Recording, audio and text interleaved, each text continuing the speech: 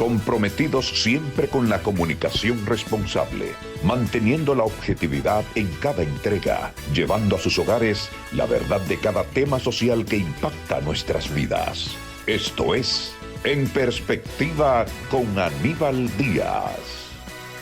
Buenas noches, amigos televidentes, bienvenidos a En Perspectiva con Aníbal Díaz a través de CDN, el canal de noticias de los dominicanos. Durante todos estos días hemos estado acentuando el tema que ustedes saben que promovemos con mucha determinación y coherenciación, el tema de la salud mental. Hemos depositado el proyecto de ley que procura de alguna manera hacer más accesible el tratamiento oportuno en materia de rehabilitación, de medicamentos, de internamiento en lo que es la salud mental. Durante este periodo de tiempo hemos estado discutiendo la ley, empujándola, dándola a conocer, explicándole a los sectores de qué se trata, por qué hay que hablar de una ley para que las aseguradoras nos den la misma cobertura que nos dan para otras situaciones de salud, nos den esa misma para la salud mental. Bueno, pues resulta, como lo hemos explicado, de que con la creación de la ley 8701 nace lo que es las AFP, las administradoras de fondos de pensiones, que nacen con la idea de establecer un sistema de pensiones para que la sociedad productiva, al ir haciendo su generación de riqueza, vaya dando una parte de lo que produce a un fondo. Ese fondo se administra y es lo que se llama el Fondo de Administración de Pensiones, las AFP. Diferentes, que casi todas pertenecen a los bancos, van entonces siendo ellas las tenedoras de nuestros recursos, de nuestras riquezas, para cuando nos llegue el término de esa edad productiva laboral, tengamos entonces una pensión que sustituye el salario, que es lo que yo gano por mi trabajo, entonces la pensión, que es lo que me va a generar el sistema para yo, en lugar de salario, tener un ingreso de pensión y poder subsistir. Bueno, esas son las AFP. Entonces, surge con la ley las administradoras de riesgos de salud, las ARS. ¿Y eso qué es? El seguro médico, como nosotros lo decimos coloquialmente. Tú andas con tu seguro ahí, dame el seguro, y tú sacas un carnet. Pero mi seguro es ese carnet que está ahí. No, el carnet es lo que visibiliza los datos de mi aseguradora y obviamente mío como prestador de ese servicio, como consumidor, de ese servicio. Ahí están todas las que ustedes conocen. Ese contrato, que es lo que yo tengo en ese marbete, me da una cobertura. Y me da una cobertura para una cantidad de recursos, para yo internarme, para medicamentos mientras yo esté interno, y una muy pequeña parte para medicamentos por farmacia. Bueno, ¿qué es lo que está procurando la ley? Que a los psiquiatras, a los psicólogos, como especialistas, le demos el mismo tratamiento que le damos al urólogo y al ginecólogo. Por poner un ejemplo bastante común, porque todos los hombres que tengan más de 45 años de edad deben visitar con frecuencia, por lo menos una vez al año, a un urólogo. Y las damas, sobre todo a partir de que ya desarrolla la mujer y se convierte en una mujer y deja de ser una niña, adolescente a mujer, entonces debe visitar, dicen las estadísticas, que por lo menos 2 veces al año al ginecólogo. Entonces, por eso ponemos ejemplo. El psicólogo y el psiquiatra en el mismo nivel de correspondencia que ginecólogos y que urólogos. Para ello, la ley procura establecer un régimen democrático de acceso y de cobertura.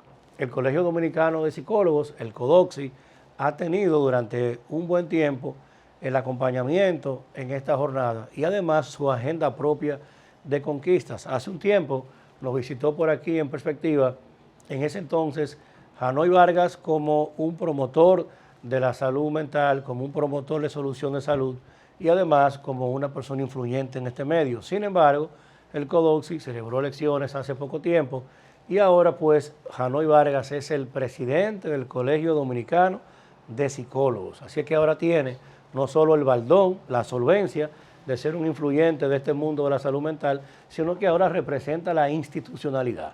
Pues con Janoy Vargas vamos a desarrollar un interesante programa esta noche. Vamos a la pausa comercial y regresamos con el presidente del Colegio Dominicano de Psicólogos, el buen amigo Janoy Vargas. Volvemos en breve con más de En Perspectiva con Aníbal Díaz. Ya estamos de regreso en Perspectiva con Aníbal Díaz. Mis amigos, continuamos en Perspectiva a través de este CDN, Canal 37, el canal de noticias de los dominicanos. Habíamos comentado en la introducción de este programa de que hoy conversaremos sobre todo lo que está aconteciendo en el importante tema de la salud mental. Así que recibimos al buen amigo Janoy Vargas, presidente del Colegio Dominicano de Psicólogos. Janoy, bienvenido, buenas noches. Muchas gracias, Aníbal, y reiterarte nuestro agradecimiento a través del gremio y mi persona por el apoyo que le estás dando a la salud mental, por procurar visibilizar nuestra profesionalidad y posicionar un tema tan importante en favor de la sociedad. Así que muchas gracias. Gracias a ti. Janoy, tú que eres, además de que eres presidente del colegio, como lo decía en la introducción, hoy representas la institucionalidad, pero sobre todo eres un fascinante comunicador del tema de la salud mental. En este momento estamos discutiendo la ley, pero antes que irnos a la ley, quisiera saber contigo, que la gente nos pueda pues reflexionar un poco, cuál es en este momento el estadio, las mayores, digamos, que necesidades que tiene la salud mental como eje transversal de política de salud. Bien. Bueno, más que un comunicador, he sido un practicante, he estado en el ejercicio de la salud mental. Desde ser estudiante fui voluntario por 2 años dentro de una institución, cubriendo mis gastos de transportación, sirviendo a la población interna en ese lugar. Por ejemplo, tuve la experiencia de estar 2 años en Desafío Juvenil, un centro para tratamiento de la problemática de las adicciones. Estamos hablando de ¿cuántos? 20 y tantos años atrás.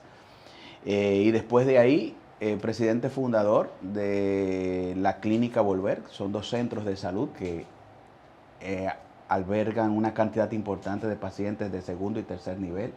Es decir, que en esa parte he tenido la experiencia de vivenciar la realidad de la sociedad dominicana, que procura la asistencia en el orden de la salud mental y al mismo tiempo se contrasta con las carencias en su poder adquisitivo, en las facilidades. Por eso nos maravilla una propuesta de ley tan específica que procura el acceso, la prevención, el tratamiento y la rehabilitación, que es la parte importante en cuanto a lo que abarca. Y nosotros, te puedo decir, recibimos este proyecto de ley con beneplácito y estamos en toda la disponibilidad a nivel nacional. El gremio, que representa unos 50,000 colegas en la actualidad, estamos dispuestos a pelear en aras de que se pueda dar la aprobación de este proyecto de ley. Cuando hablo de pelear, estamos hablando de luchas en el orden, ¿verdad?, que se trabaja para alcanzar este tipo de conquistas. Yo te puedo decir, en relación al tema de la salud mental, no porque lo afirme yo, ¿verdad?, sino por las estadísticas ya y los pronósticos de la Organización Mundial de la Salud, que en el 2030 un 25% de la población a nivel nacional a nivel mundial va a tener una afección en el orden de la salud mental. Y va a ser la principal causa de discapacidad. Es decir, personas que por un cuadro depresivo, por una ansiedad generalizada, por un tema de abuso de sustancias psicoactivas u otro tipo de problema de salud, va a tener dificultad en la productividad, en la adaptabilidad social. Entonces, nosotros que estamos muchas veces pendientes a los números desde el punto de vista de las variables económicas, deberíamos de considerar esto incluso como un elemento importante de la misma variable económica. Claro. ¿Por qué? Porque a veces el énfasis está en cómo producir, pero debemos de echar una mirada a cómo, es decir, manejar las variables que nos pueden impedir ganar. Ese es un elemento, ¿verdad? Claro, si pierdo menos, si gasto menos con lo que yo produzco, si no tengo que dedicarle un 30% a esa situación extrema, si lo puedo hacer previo y quizás si en lugar de yo tener que invertir 30,000 pesos de 100 que gano un medicamento, si tengo salud emocional, salud mental, si estoy en el centrismo de mi equilibrio emocional, entonces nada más gasto 10. Exacto. Y esos 20,000 los puedo utilizar para otra cosa. Pero tú has empezado a dar cifras. Yo te quiero, antes de cifras, que el público común, y como yo sea comunicador, tú eres no solo un psicólogo de ejercicio, además un terapeuta de ejercicio, pero hablo del término de comunicar bien, Hanoi, porque mucha gente tiene acumulación de conocimiento, pero no lo puede comunicar. Tú tienes el don, tienes la virtud de que has desarrollado bastante la capacidad de comunicar y la gente te entiende fácil. Y es bueno que aprovechemos este bloque del programa para lo siguiente. ¿Qué es la ansiedad, Hanoi? ¿Cómo digamos que amigo normal que está en su casa y dice, bueno, pero que ellos están hablando es para cosas que a mí no me tocan? Siempre la gente nunca cree que le puede pasar. Cuando decimos que al menos un 25% de la población tiene algún tipo de trastorno, ¿cuáles son esos tipos de trastornos? Y sobre todo ese de la ansiedad, ¿cómo se manifiesta? ¿Cómo se come eso? Porque el que está en su casa dice, no, pero esquizofrenio, eso a mí no me da eso. Bipolaridad, eso son gente, eso son gente que están un día guapo, un día triste. No es tan simple. Y como tú evidentemente manejas bien los perfiles, ¿cómo una persona puede identificar que realmente usted tiene una condición de trastorno y sobre todo la ansiedad? ¿Cómo uno la advierte? ¿Cómo ese dominicano común puede sentir, yo tengo algo que no está correcto?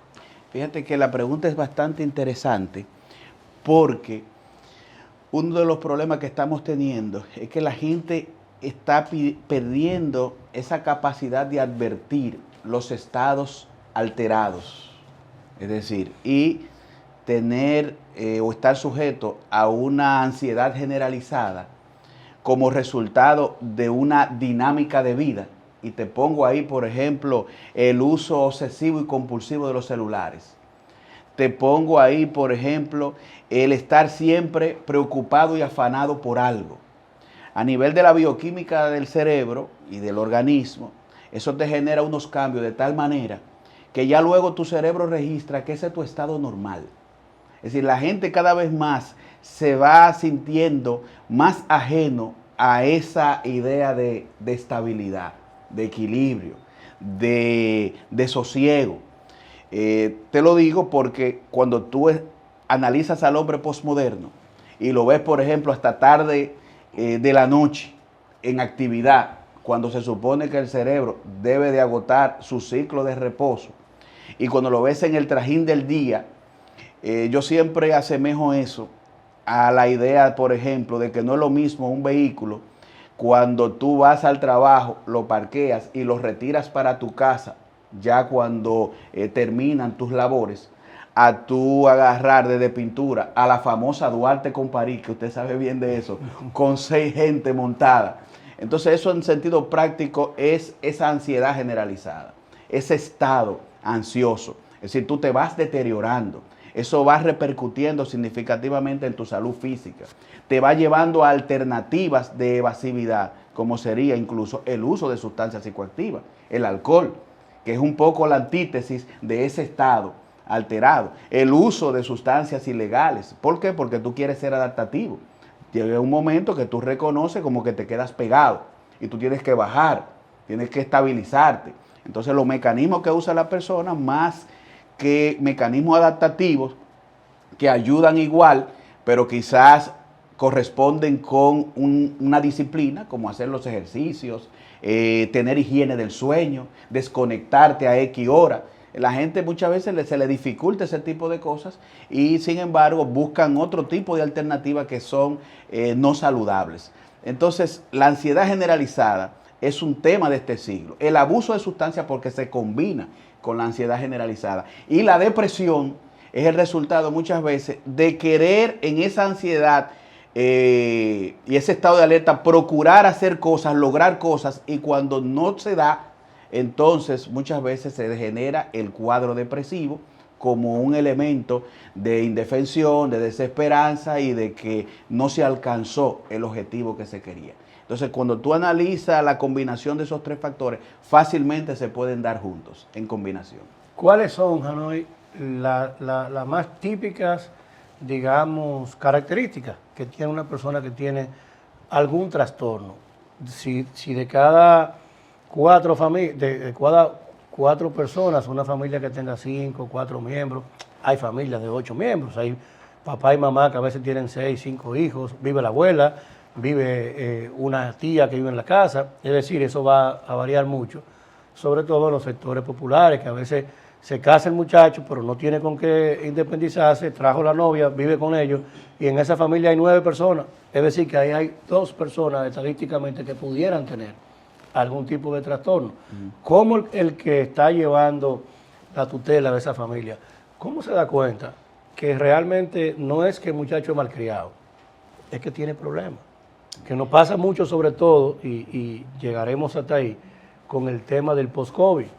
Ese claustro general generó en una gran parte de nuestra adolescencia y niñez un trastorno como consecuencia de ese claustro, que se verifica en el famoso déficit de atención no espontáneo, no dado en personalidad, sino que se desarrolló como consecuencia del claustro, en esos muchachos que dejaron de ser aplicados, que dejaron de estudiar porque se trancaron a ver series, también entraron en una situación de extrema ansiedad, no podían ver al amiguito, no podían socializar con nadie. De repente un papá y mamá que se veían en la mañana y en la noche, el claustro lo obligó a verse durante 9 meses, todos los días, con un toque de queda. Al final, la cantidad de familias que tuvimos viendo y observando que generaron divorcios, que generaron situaciones incluso de violencia, porque de repente ese hombre que se iba en la mañana y regresaba en la noche, pasó a conocer la realidad de su hogar en el claustro. Pasó a conocer qué realmente es lo que estaba viviendo con sus adolescentes. Muchos se dieron cuenta que tenían un muchacho inadaptado, que tenían un niño distorsionado, que tenían un adolescente enfermo. Se dieron cuenta que algo andaba mal.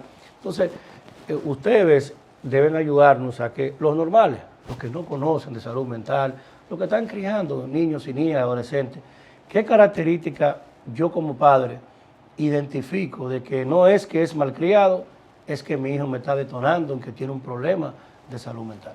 Bien, pero ya usted sabe por qué es que a usted se le reconoce como el diputado de la salud mental. hemos hecho la tarea. Sí. Claro.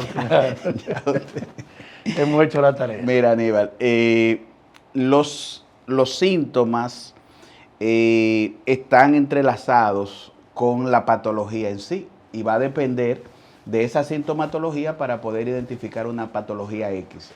Pero esa parte que tú has enunciado es sumamente vital, que como política nosotros ayudemos a la sociedad a poder identificar los síntomas que evidencian que hay un problema de salud mental en un miembro de la familia. Son muy amplios porque, vuelvo a repetir, te va a depender de la patología misma. Pero, por ejemplo, tú te encuentras con un muchacho que desde temprano es muy perfeccionista. Es una persona que tiene una idea de la simetría obsesiva. Ordena las cosas por colores, por tamaños.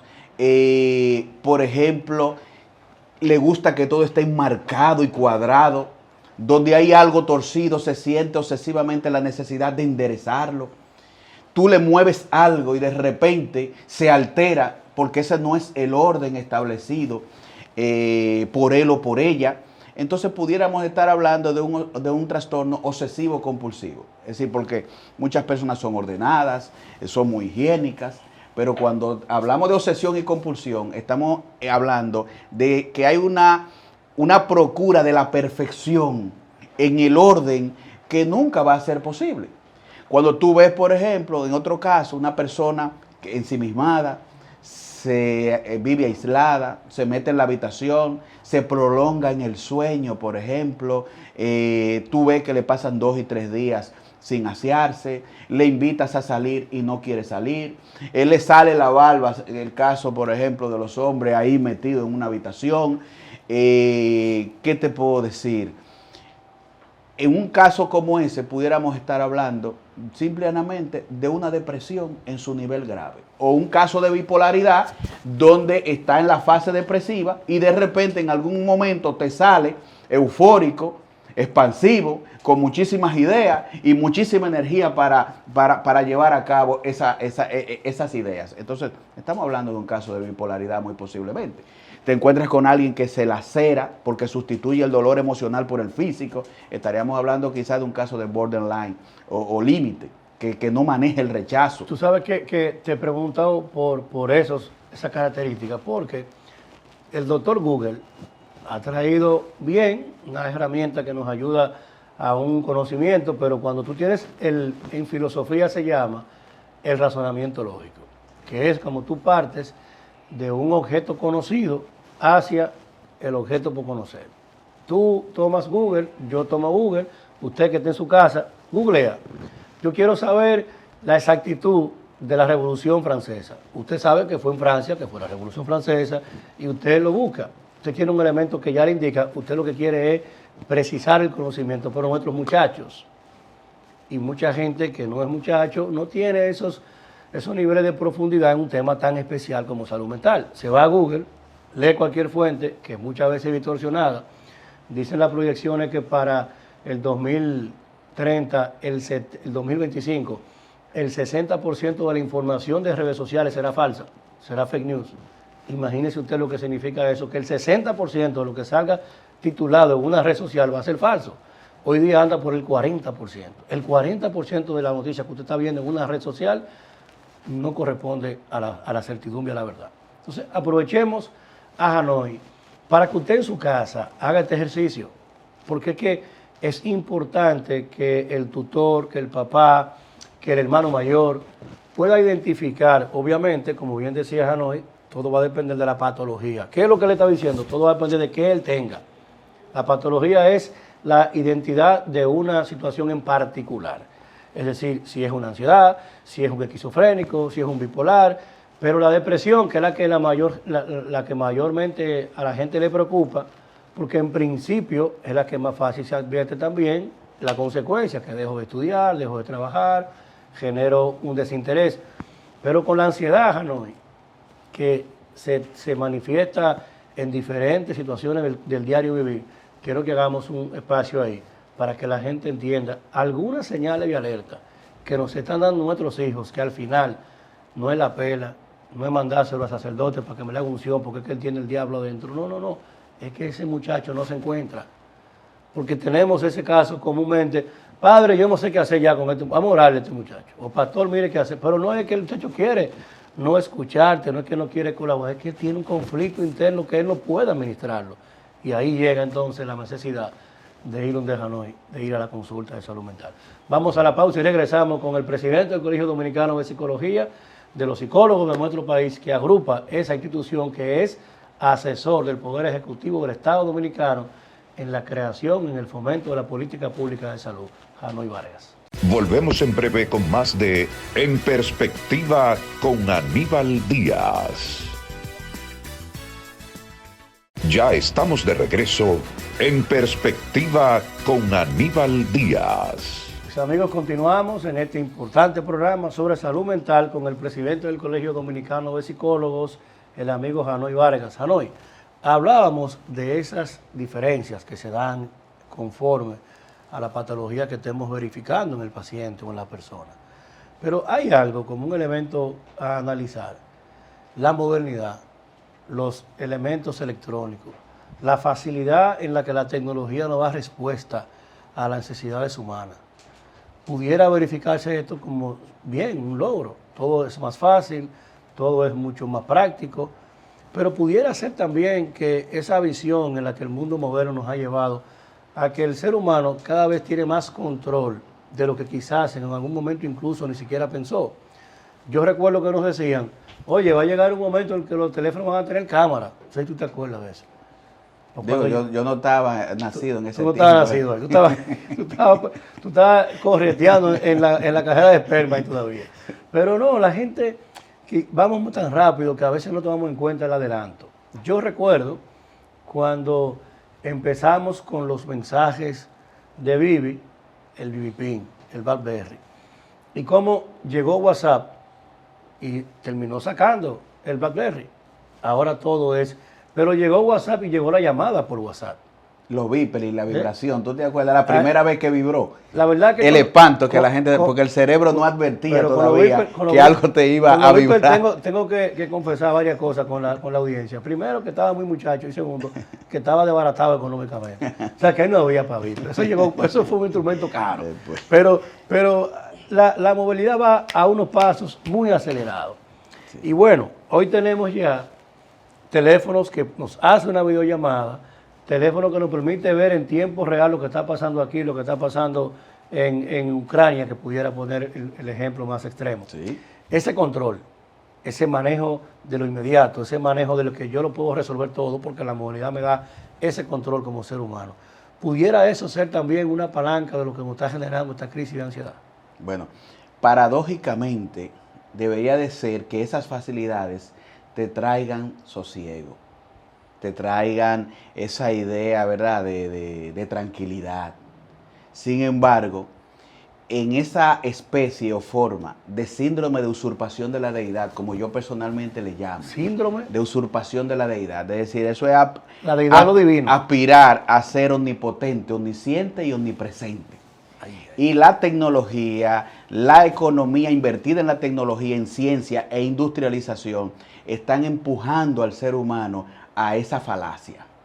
Lo digo esa falacia porque tú tienes un cuerpo finito y mortal que aspirar a esa idealidad de Dios plenipotenciario es un error absoluto, pero en eso está enfrascado el hombre. Si nos vamos a la simbología bíblica, es como la Torre de Babel, dándole hasta el cielo, y hasta que Dios quiera y traiga la confusión que nos devuelva de ahí, porque hay que decir la verdad, el ser humano está aspirando a la mortalidad, vivir 200, 300 años, que no sería malo.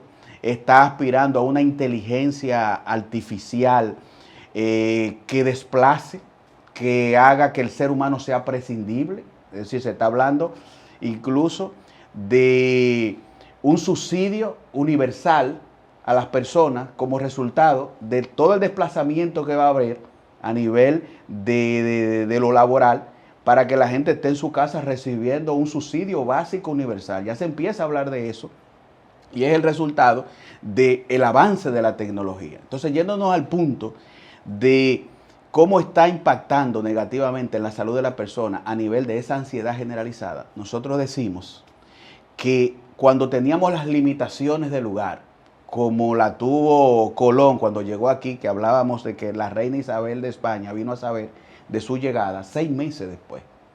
Sin embargo, en los 70, cuando el primer hombre pisa la luna, 1 segundo y medio después, 600 millones de personas ya se enteraban del evento. Sin embargo, en la actualidad, ya no estamos hablando de segundos, estamos hablando de instantaneidad.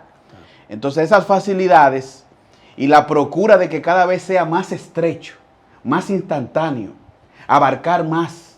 Mira, la virtualidad te está permitiendo ahora mismo que mientras tú vas de camino a un sitio, tú estás ahí cogiendo la clase. Antes tú tenías que estar fijo a un sitio cogiendo la clase porque era exclusivamente eso. Pero esa idea de que ocupar 2 lugares en el espacio y esa línea de acción lo que está es exacerbando, alterando y conectando a las personas de tal manera que su cerebro están en constante actividad. Se está perdiendo la capacidad del sueño en el horario previsto para el descanso de ese cerebro. La gente no está reconociendo sus limitantes y la necesidad de irse suave, como nosotros decimos. Y el conjunto de eso nos está generando una gran parte de los problemas que nosotros estamos viendo. Entonces, es un punto a reflexionar, porque si bien es cierto que la ciencia hace sus aportes, la tecnología facilita, usted debe de ir a la par con la realidad suya como ser humano.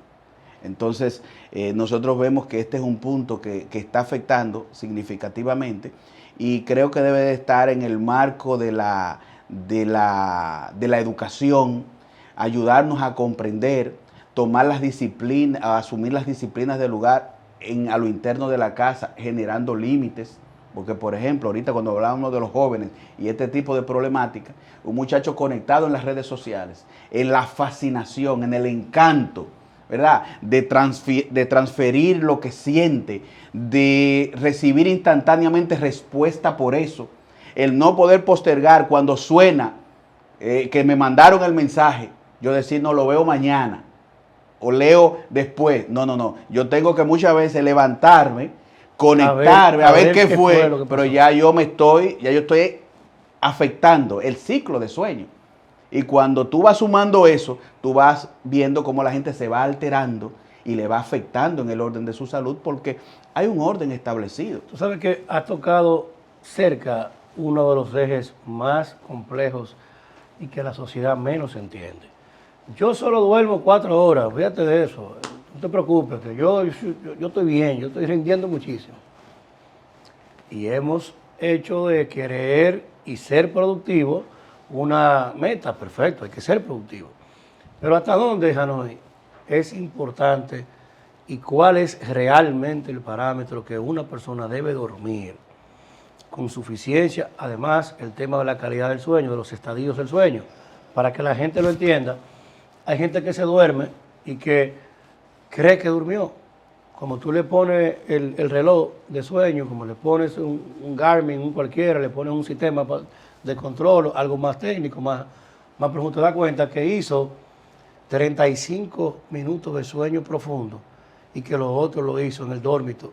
Hizo 2 o 3 horas de dórmito y tú verificas el pico como tú estudias, te das cuenta. Conectado a cosas pendientes que son muchas veces del otro día más para dentro de un mes.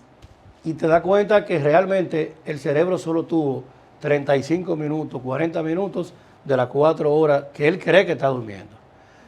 Esto, hasta dónde esto es un tema y cuándo el ser humano, cuándo el individuo, cuándo ese televidente que está en su casa puede advertir que está teniendo un tema de trastorno del sueño y la consecuencia de ese trastorno. Mira, todos sabemos que a medida que vamos aumentando en edad, se va perdiendo, ¿verdad? En el ciclo de sueño, ese espacio, ¿verdad? O esa calidad del sueño en cuanto a horas y profundidad del mismo.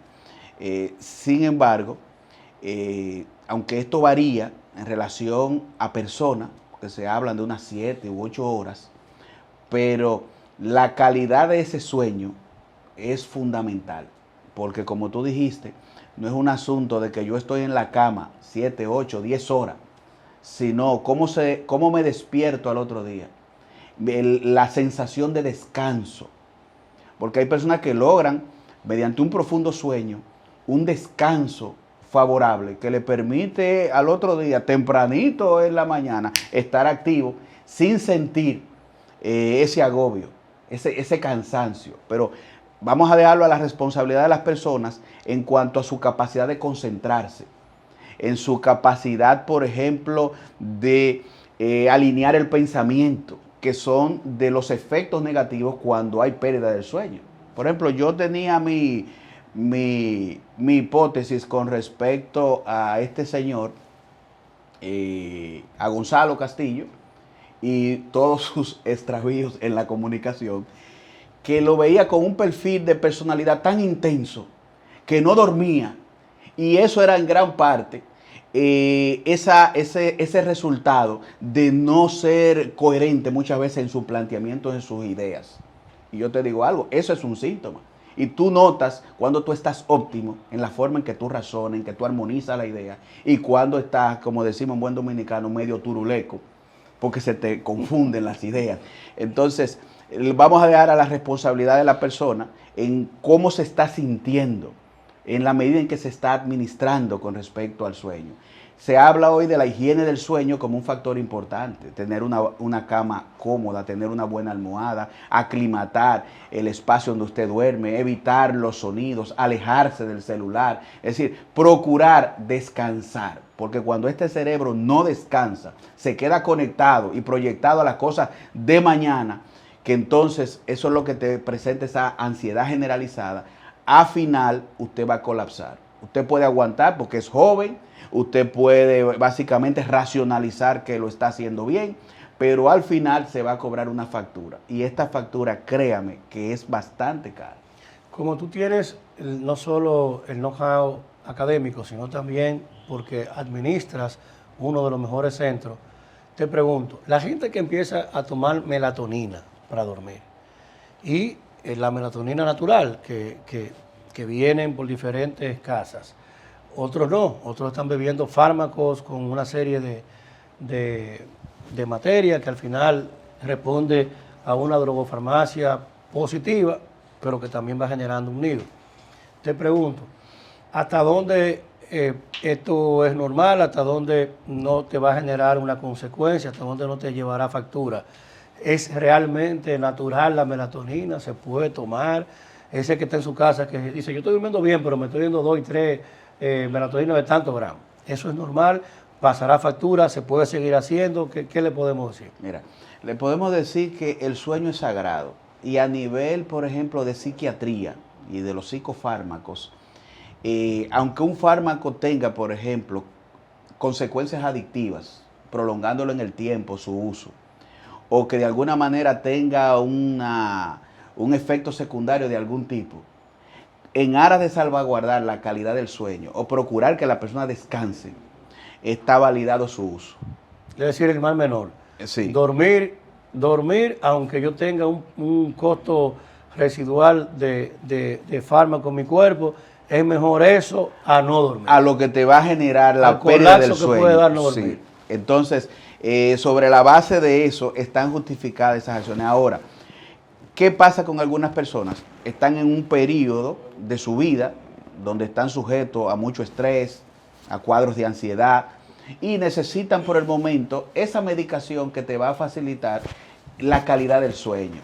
Sin embargo, hay gente que le gusta tanto que luego ya no necesitándolo, porque rebasó el evento, agarró el ciclo de sueño, entonces la siguen usando. Y eso da como resultado luego un cuadro adictivo que se va a unir tarde o temprano a la misma problemática de la insomnio. ¿Por qué? Porque te vas a encontrar que cuando quieres parar, cuando quieres hacer cambios en la cantidad de ese uso, entras en un síndrome de abstinencia y está complicada la cosa. Por eso hay que ser responsable desde el punto de vista médico, de las orientaciones que se dan y estar advirtiendo cuando una persona ya entra en abuso, procurando básicamente evitar el otro mal. Y este paciente que se tomó su melatonina, es natural, y ya dice, ya no me da resultado. No duermo con la melatonina. Aumenté la dosis y no duermo. ¿Qué está pasando? Bueno, entonces ha entrado en una etapa de tolerancia, los elementos circundantes que le alteran posiblemente se mantienen. Es un asunto quizás más de disposición disciplinaria en el orden conductual, porque a veces usted quiere que las cosas vengan por arte de magia, pero no se organiza. Y hay que procurar organizarse. Usted maneja una empresa, por ejemplo, y usted no establece el orden del lugar. Usted va a vivir en un estrés constante como resultado del mismo desorden. Entonces, toca, dentro de un ambiente terapéutico, levantar la información de manera exploratoria, ¿verdad? Darte cuenta cuáles son las variables que están incidiendo, si son orgánicas, si son circunstanciales, y sobre la base de eso, entonces, proponer y ayudar a la persona a trascender esa realidad que está viviendo de manera responsable. Janoy, estamos ya en la parte final. La ley que estamos promoviendo el Colegio Dominicano de Psicólogos, la Sociedad Dominicana de Psiquiatría, nosotros como legislador y como promotor de que haya un acceso oportuno, tiene 3 ejes fundamentales. Lo promueve la sociedad ya en sentido general, los artistas, el empresariado, porque es una ley, Aníbal, que viene a dar solución a muchos componentes sociales. Y hay 3 ejes fundamentales. La ley obliga a que lo que recibimos o lo que debemos recibir por lo que estamos pagando por nuestro seguro médico, nos los den igualmente para un internamiento de salud mental. Quiero preguntarte, en ese mismo orden, ¿cuánto implica promedio el costo de un internamiento asociado a salud mental? Un paciente con cualquiera de esas patologías, la más frecuente, veremos estadísticas en función de la recurrencia, ¿Cuál es el promedio, el costo promedio de un internamiento de salud mental? Lo interesante de tu ley es que el acceso y la prevención economizan la crisis que te va a llevar al segundo nivel, que es donde más se gasta. Va a economizar a nivel del ausentismo laboral, va a economizar en el orden de la calidad de vida y de cómo se refleja esto en el hogar, porque muchas veces la violencia intrafamiliar está sujeta a ese estrés, a esa ansiedad generalizada, a esas dificultades que se dan, que yo no las puedo tratar, no las puedo ventilar y explotan a lo interno del hogar. Los problemas afectivos entre parejas, temas de infidelidades. Entonces, ese acceso, esa prevención es sumamente económica. Ahora nos vamos a la respuesta de tu pregunta, el tema del internamiento. La crisis como tal, que va a depender cuál sea la patología que esté generando esa crisis, ese internamiento, te puedo decir que va a variar dependiendo de 3 componentes básicos: la hotelería, los honorarios médicos psiquiátricos y los fármacos, por ejemplo. Lo cierto es... La hotelería es el centro. Exacto, alimentación y habitación. Cuál sea el centro que usemos, no es lo mismo, yo voy a mencionar 2 nombres, no es lo mismo usted internarse en el Centro Médico Integral en el Sancho Sama que usted internarse en la Clínica Abreu. Bien. El costo por habitación es más alto, a eso se refiere la hotelería hospitalaria. ¿Cuánto cuesta la habitación y el consumo en ese hospital? Sobre la base de eso es que hay que hablar. Ahora, algo muy importante. Si tú me das a mí lo que me das para otra patología, nosotros nos ajustamos. Porque a nivel del profesional, el hecho de poder tener demanda, volumen, va a compensar, ¿verdad? El tema del coste cuando tú lo haces ya en el orden privado y restringido en cuanto a poder adquisitivo.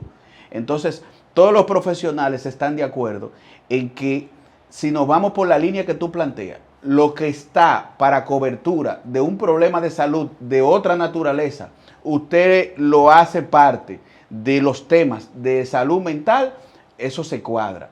Y aquí va a ganar la población, va a ganar el empresariado de las ARS, porque ya lo hemos dicho, lo que tú no previenes o tratas en el orden de la salud mental, vas a tener que tratarlo en daño a la propiedad privada, vas a tener que tratarlo en otras patologías de salud, vas a tener que tratarlo a nivel del Estado en temas, por ejemplo, judiciales que se dan, y en los diferentes órdenes donde va a haber pérdida económica. Por eso nosotros estamos proponiendo que este proyecto de ley, fuera de un gasto o muy lejos de un gasto, es un elemento trascendentalmente económico sobre la base de lo que te vas a economizar, incluyendo el empresariado que no le gusta la idea, pero que va a ser demostrado, que va a ser, es decir, ellos no van a tener que aumentar en su bolsa, todo lo contrario, creemos que se van a economizar. Y si no es así, ¿por qué? Es decir, otros países, básicamente, ya desde hace mucho están consonos con la idea de que al cerebro hay que tratarlo en su forma integral.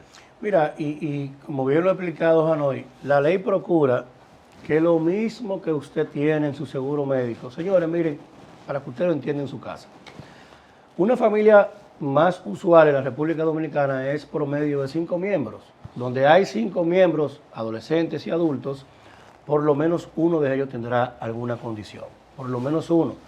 Pero algo muy típico que no tiene que ver con la salud mental, usted se da un humo esta noche. Este programa, hoy sábado, terminó de ver el programa y usted se fue por una discoteca. Se pasó de trago, se emborrachó y perdió el conocimiento, hubo que internarlo. A usted lo van a internar, le van a poner destroza, unos niveles de azúcar, a levantárselo, le van a administrar una serie de medicamentos. Usted duró de 2 a 3 días, dependiendo de qué tanto fue el colapso glicémico que usted hizo, o también el nivel de deshidratación que usted hizo. Puede ser que usted se haya dado una ingesta extrema de alcohol, un humo, se emborrachó de cerveza, o lo hizo de whisky, de tequila, o de cualquier bebida de esta tóxica, de un alcohol de mucho menos nivel de grado, de un alcohol de menos calidad. Si su nivel de deshidratación fue absoluto y usted se descompensó por completo, va a tener de 48 a 72 horas tener que estar recluido. Cuando ese paciente sale de ahí, el seguro le va a cubrir todo lo que usted tuvo ahí, porque usted tiene un seguro médico. Pero ese mismo paciente, después que se dio el humo, entró en remordimiento. Cónchale, pero me vieron borracho, yo no soy un hombre así, y empieza a sentir vergüenza de lo que le pasó y entra en una depresión. El mismo paciente que se emborrachó y decide que él no va a trabajar porque tiene vergüenza con los amigos del trabajo que lo vieron borracho. Usted toma el mismo paciente y lo lleva a la consulta de salud mental. El mismo seguro que le cubrió el humo no le cubre entonces para que él pueda ir a una consulta de salud mental. Pero si la depresión fue extrema y hay que internarlo en un cuadro depresivo extremo, el mismo seguro que le cubrió la resaca no le cubre ir a tratarse entonces su crisis que hizo de salud mental. ¿Qué es lo que estamos diciendo? Lo mismo que el seguro le da. Vienen entonces las voces agoreras. Esa ley no lo resuelve porque ¿y de qué vale que me den a mí 400,000 pesos al año en internamiento cuando un internamiento psiquiátrico extremo puede tener 3, 4 crisis al año y llevarme un costo de 1 millón de pesos al año? Sí, perfecto, no te lo va a dar todo, pero ¿cuánto te da en la actualidad? Eso es así. Si requieres 500,000 y el seguro te da 400,000, ya tienes 400,000. Pero la parte más importante, todo el que tiene algún tipo de situación va al médico. No, porque cuando una familia clase media tiene que pagarle 4, 3,000, 5,000 pesos al psiquiatra o al centro, o tiene que internarlo y pagar 100,000, 200,000 pesos, 50,000 pesos, un internamiento más leve por algo más de menos nivel de profundidad en la afectación, ¿tiene esos 50,000 pesos? Esa madre, ese padre, ¿lo tiene? No lo tiene. Pero el seguro que está pagando lo tiene ahí en el bolsillo. Entonces, al final, es parte de todo esto. Ese mismo individuo se monta en ese vehículo y decide que va a acabar con su vida, que es una táctica, digamos que encubierta de suicidio. Chocó el vehículo, el seguro tiene que repararlo, le va a cubrir, que es lo que llama Hanoi del ahorro que va a tener el sistema asegurador, pero le tiene que cubrir todos los gastos de ese internamiento, fruto de un accidente automovilístico. Si en lugar de yo tener el accidente, oportunamente voy a mi centro, me rehabilito, si es el caso de una afectación profunda, o simplemente con 5 o 6 consultas basta. Muchas veces con hablar con el coach, con el psicólogo, con el terapeuta, con el psiquiatra, con ese acompañamiento oportuno, yo tengo una solución. Así es. Con yo encontrar respuesta a eso que yo no sé lo que me pasa. La pregunta más difícil para los padres es cuando usted identifique en el adolescente, en el joven, en el muchacho, que yo tengo problemas. Ese momento en el que el hijo va y mira de frente a su madre y a su padre y le dice, papá, mamá, mami, papi, yo no sé lo que me pasa. Ese momento que quiebra el ente racional de que yo lo que estoy es criando mal, porque yo tengo que ser fuerte. Pero cuando ese muchacho se te para de frente y te dice, yo no sé lo que tengo. Pero ¿cómo que tú no sabes lo que tienes? No, yo no sé lo que tengo. Yo no sé lo que me pasa. Ese momento que impacta a esa familia, ahí entonces entra ese acompañamiento oportuno para evitar entonces los extremos. Esta ley revoluciona, como lo ha dicho Hanoi, le entrega a la familia dominicana, a la sociedad dominicana, el instrumento de poder acompañar en el modelaje de ciudad, en el modelaje de sociedad, en el modelaje conductual.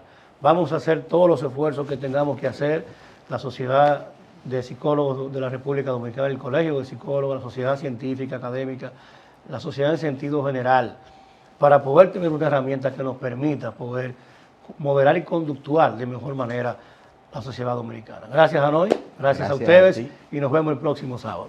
Michelle.